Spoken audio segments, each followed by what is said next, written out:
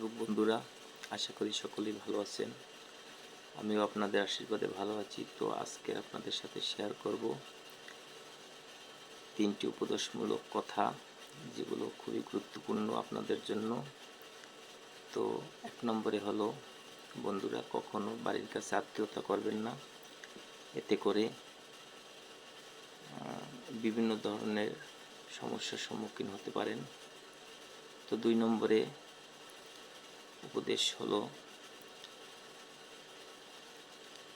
আত্মীয়তার মধ্যে কখনো ধার দেবেন না, এতে করে সম্পর্ক নষ্ট হতে পারে। এবং 3 নম্বরে হলো, নিজের দুর্বলতা কখনো কারো কাছে প্রকাশ করবেন না। নিজের দুর্বলতা কারো কাছে প্রকাশ করলে আপনার দুর্বলতার সুযোগ নিয়ে হয়তো